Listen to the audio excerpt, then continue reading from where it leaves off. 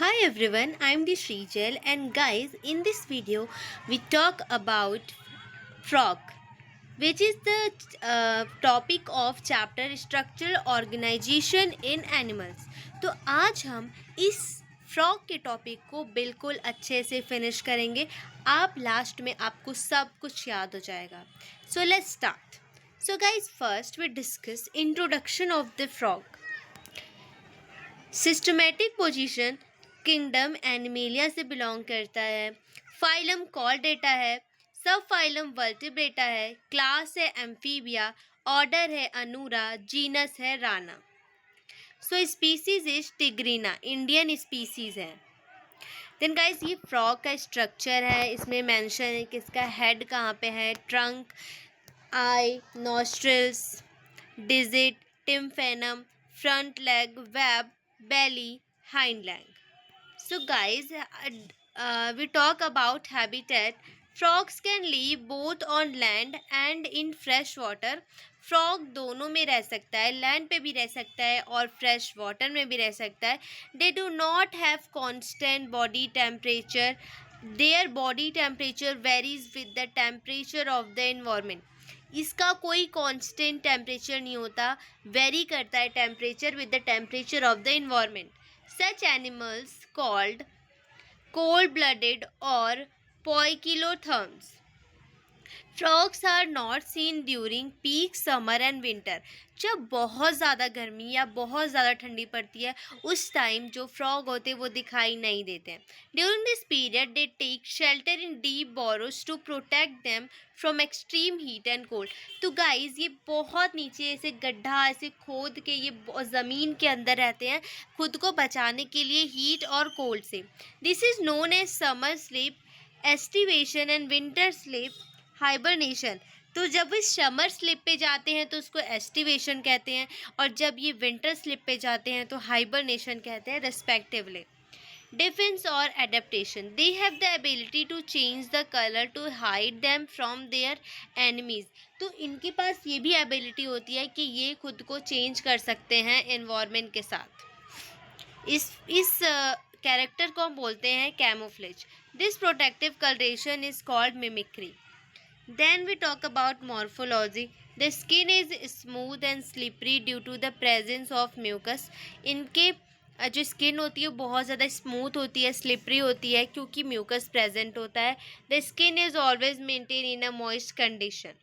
The colour of dorsal side of body is generally olive green. तो जो dorsal side होता है वो ओलिव ग्रीन कलर का होता है with dark irregular spots. On the ventral side the skin is uniformly pale yellow. तो जो इसका वेंट्रल साइड होता है वो यूनिफॉर्मली पेल येलो कलर का होता है। The frog never drinks water but absorb it is through skin.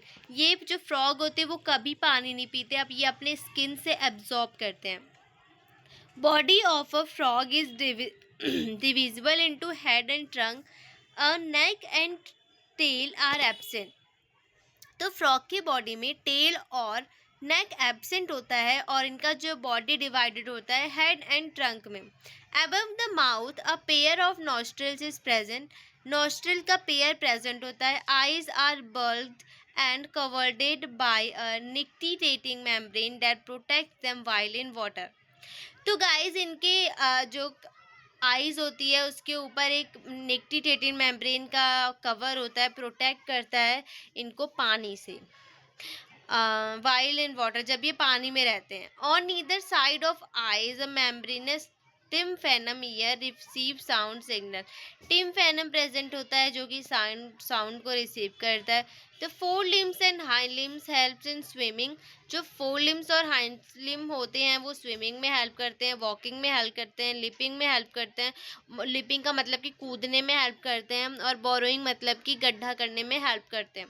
The hind limbs and in 5 digit. जो हाइंड लिप होता है उसमें 5 डिजिट होते हैं। They are larger and muscular, जो कि लार्जर होता है और मस्कुलर होता है। Then 4 limbs that ends in 4 digit. तो 4 जो लिम्स होते हैं वो उसमें 4 डिजिट ही होते हैं। फीट है web digit that help in swimming, जो कि स्विमिंग में हेल्प करते हैं। Frogs exhibit sexual dimorphism. and male and female individual of the same species are differentiated externally. तो फ्रॉक्स में भी सेक्सुअल डायमॉर्फिज्म होता है, मतलब हम जान सकते हैं कि ये मेल है या फिर ये फीमेल है. Male frogs can be distinguished by the presence of sound producing vocal sacs and also a copulatory pad on the first digit of the forelimbs which are absent in female frogs. Then guys, anatomy की बात करते हैं.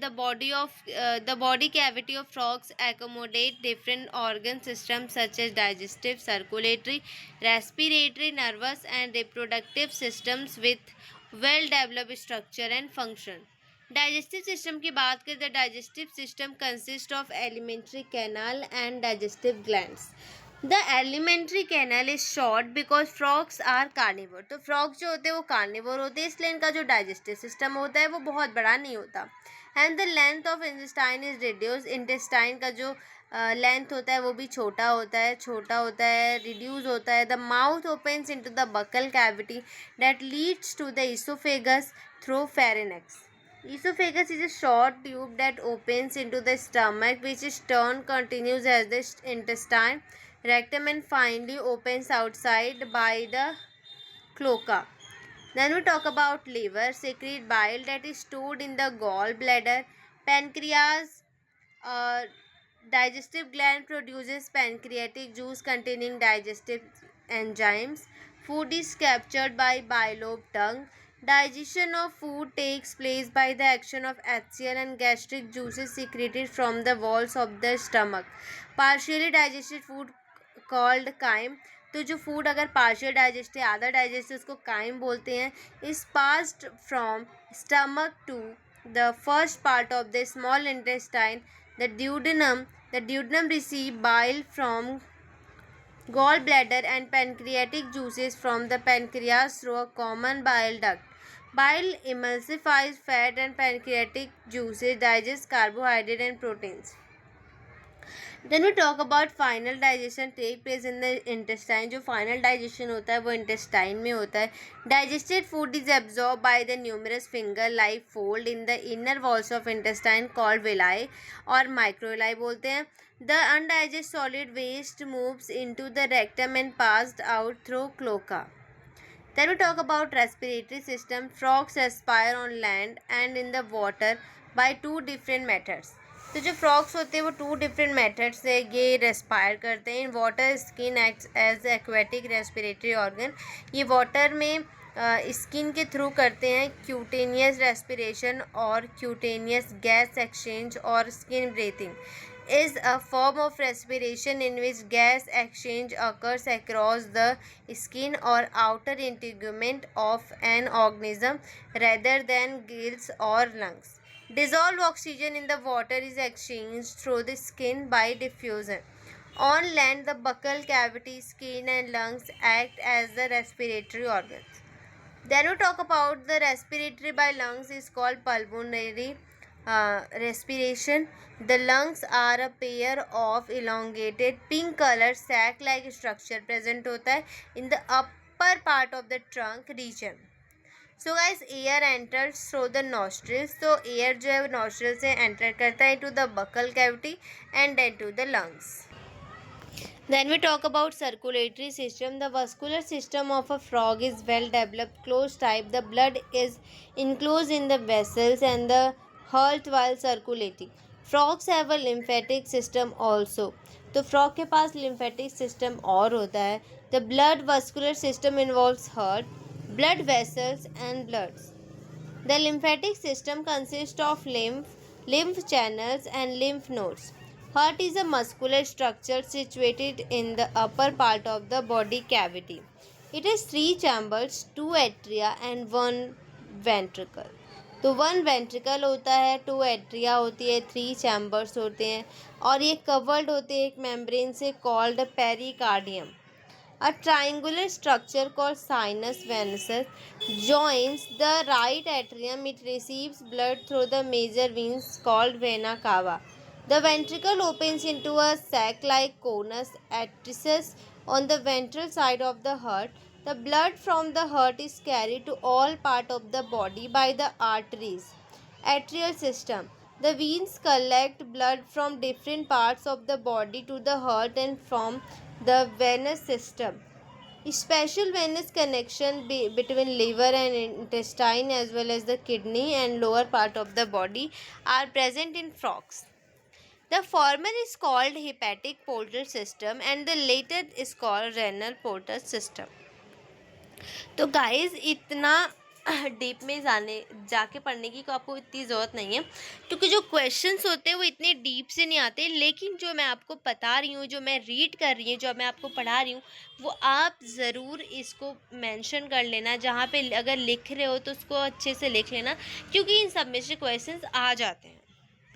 Then we talk about nervous system. The system for control and coordination is highly evolved in the frog. It includes both neural system and endocrine glands.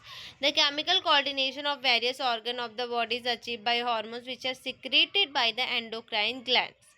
The prominent endocrine glands found in frog are pituitary, thyroid, parathyroid, thymus, pineal body, pancreatic islet, and adrenal and gonads. The nervous system is organized into a central nervous system, brain and spinal cord, a peripheral nervous system, cranial and spinal nerves, and an autonomic nervous system, sympathetic and parasympathetic.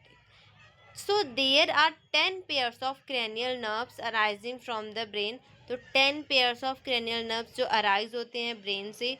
Brain is enclosed in a bony structure called brain box cranium. The brain is divided into forebrain, midbrain and hindbrain. जैसे कि humans में brain divided होता है. Forebrain is includes olfactory lobes, paired cerebral hemispheres and unpaired diencephalon. The midbrain is characterized by a pair of optic lobes. Hindbrain consists of cerebellum and medulla oblongata. The medulla oblongata passed out. Then we talk about reproductive system. Frogs have well organized male and female reproductive system. Male reproductive organs consist of a pair of yellowish ovoid testes which are found adhered to the upper part of kidneys by a double fold of peritoneum called mesorchium. Vasa differentia are 10 to 12 in number that arise from testes. They enter the kidney on their side and open into the bladder canal. Finally, it communicates with the urinogenital duct that comes out of the kidneys and open into the cloaca. The cloaca is a small median chamber that is used to pass fecal matter, urine and sperms to the exterior. Then we talk about the female reproductive organs. Includes a pair of ovaries. The ovaries are situated near kidneys and there is no functional connection with kidneys. A pair of oviduct arising from the ovaries opens into the cloaca separately. A mature female can lay 2500 to 3000 ova at a time. Fertilization is external and takes place in water. Development evolves a larval stage called tadpole. Then we talk about economic importance. Frogs are beneficial for mankind because they eat insect and protect crop.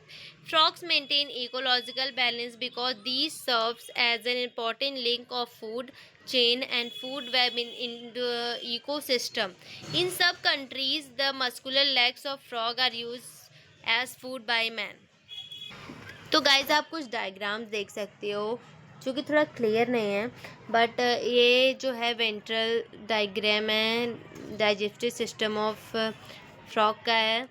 तो guys आज के लिए इतना है, मिलते हैं next video में with next topic. अगर आपको कोई टॉपिक चाहिए तो आप कमेंट में लिख देना, और if you like then subscribe. Okay bye.